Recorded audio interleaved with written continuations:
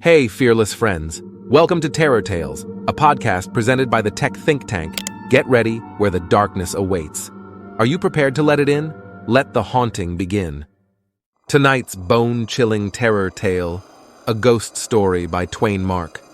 I took a large room, far up Broadway, in a huge old building whose upper stories had been wholly unoccupied for years, until I came. The place had long been given up to dust and cobwebs, to solitude and silence. I seemed groping among the tombs and invading the privacy of the dead. That first night I climbed up to my quarters. For the first time in my life, a superstitious dread came over me, and as I turned a dark angle of the stairway, and an invisible cobweb swung its sleazy woof in my face and clung there, I shuddered as one who had encountered a phantom. I was glad enough when I reached my room and locked out the mold and the darkness. A cheery fire was burning in the grate, and I sat down before it with a comforting sense of relief. For 2 hours I sat there, thinking of bygone times, recalling old scenes and summoning half-forgotten faces out of the mists of the past, listening in fancy to voices that long ago grew silent for all time, and to once familiar songs that nobody sings now. And as my reverie softened down to a sadder and sadder pathos, the shrieking of the winds outside softened to a wail. The angry beating of the rain against the panes diminished to a tranquil patter, and one by one the noises in the street subsided, until the hurrying footsteps of the last belated straggler died away in the distance and left no sound behind. The fire had burned low. A sense of loneliness crept over me. I arose and undressed, moving on tiptoe about the room, doing stealthily what I had to do as if I were environed by sleeping enemies whose slumbers it would be fatal to break. I covered up in bed and lay listening to the rain and wind and the faint creaking of distant shutters till they lulled me to sleep. I put out the light and returned to bed, palsied with fear. I lay a long time peering into the darkness and listening. Then I heard a grating noise overhead, like the dragging of a heavy body across the floor, then the throwing down of the body and the shaking of my windows in response to the concussion.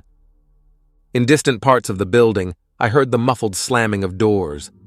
I heard, at intervals, stealthy footsteps creeping in and out among the corridors and up and down the stairs.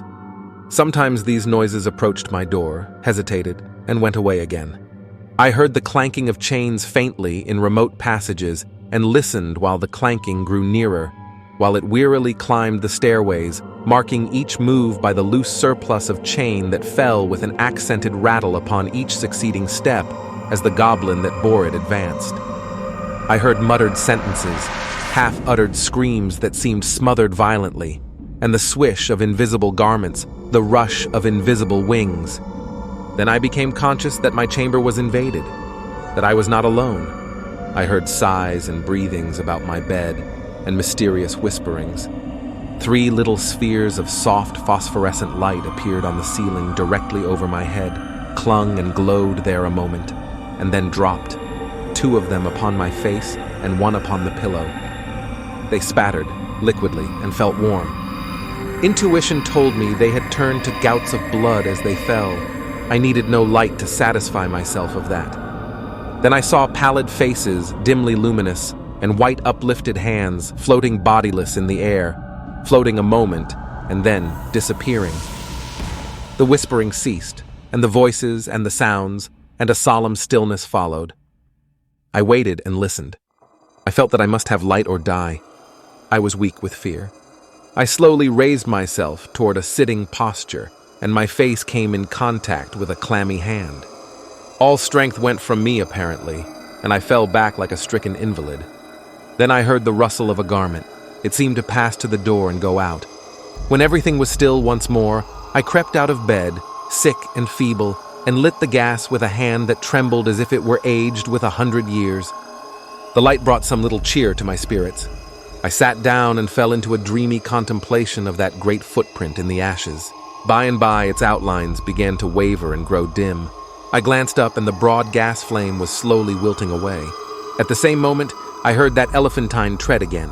I noted its approach, nearer and nearer, along the musty halls, and dimmer the light waned. The tread reached my very door and paused. The light had dwindled to a sickly blue, and all things about me lay in a spectral twilight. The door did not open, and yet I felt a faint gust of air fan my cheek, and presently was conscious of a huge, cloudy presence before me. I watched it with fascinated eyes. A pale glow stole over the thing. Gradually, its cloudy folds took shape. An arm appeared, then legs, then a body, and last, a great sad face looked out of the vapor. Stripped of its filmy housings, naked, muscular, and comely, the majestic Cardiff giant loomed above me. All my misery vanished, for a child might know that no harm could come with that benignant countenance. My cheerful spirits returned at once, and in sympathy with them, the gas flamed up brightly again. Never a lonely outcast was so glad to welcome company as I was to greet the friendly giant. I said, "Why, is it nobody but you? Do you know I have been scared to death for the last 2 or 3 hours? I am most honestly glad to see you. I wish I had a chair. Here, don't try to sit down in that thing." But it was too late. He was in it before I could stop him, and down he went.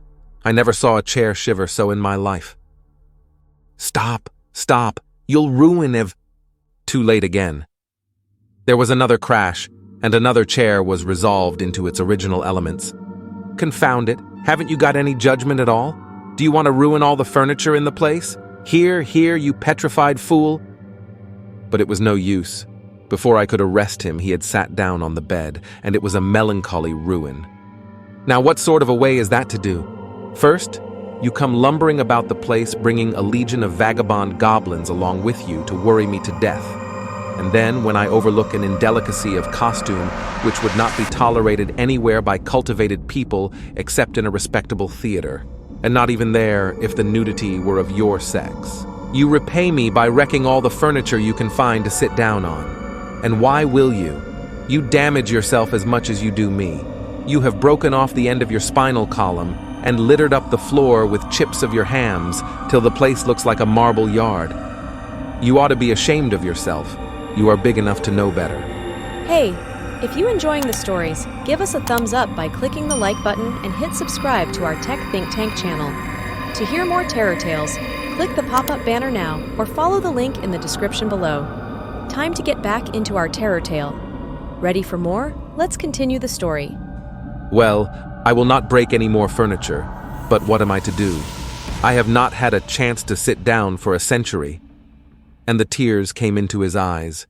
Poor devil, I said. I should not have been so harsh with you. And you are an orphan too, no doubt. But sit down on the floor here. Nothing else can stand your weight. And besides, we cannot be sociable with you away up there above me. I want you down where I can perch on this high counting-house stool and gossip with you face to face. So he sat down on the floor and lit a pipe which I gave him, threw one of my red blankets over his shoulders, inverted my sitz bath on his head, helmet fashion, and made himself picturesque and comfortable. Then he crossed his ankles, while I renewed the fire and exposed the flat, honeycombed bottoms of his prodigious feet to the grateful warmth.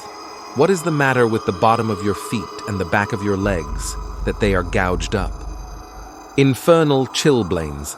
I caught them clear up to the back of my head, roosting out there under Newell's farm. But I love the place. I love it as one loves his old home.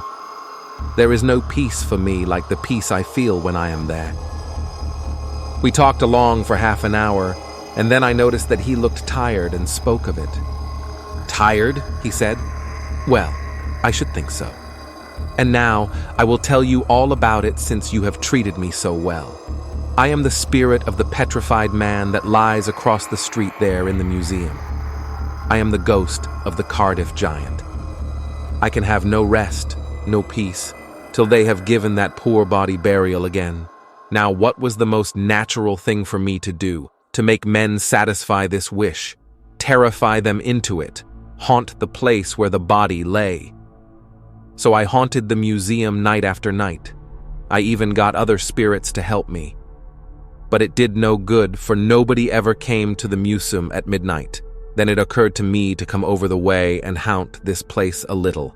I felt that if I ever got a hearing, I must succeed, for I had the most efficient company that perdition could furnish.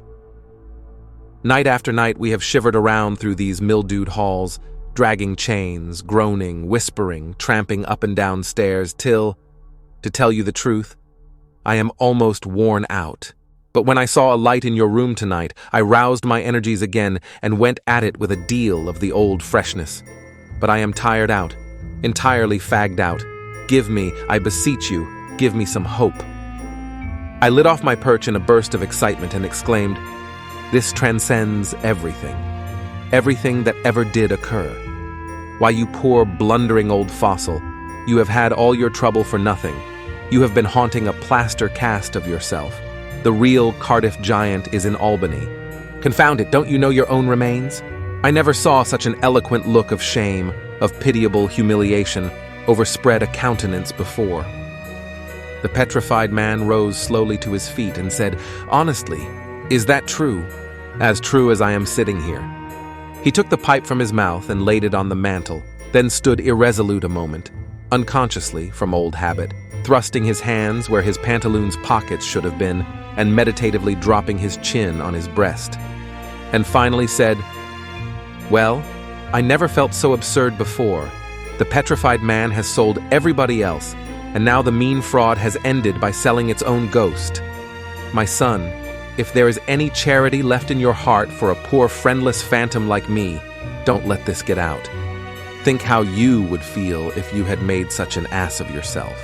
I heard his stately tramp die away, step by step down the stairs and out into the deserted street, and felt sorry that he was gone, poor fellow, and sorrier still that he had carried off my red blanket and my bathtub. Thanks for tuning in. If you liked the terror tales and got a bit scared, please give the video a thumbs up and share it with your friends. And hey, don't forget to subscribe to our Tech Think Tank channel. Your support helps us find more mysterious stories to share. We shall see you in our next episode of Terror Tales. Until then, may your night be wrapped in shadows and touched by the unknown.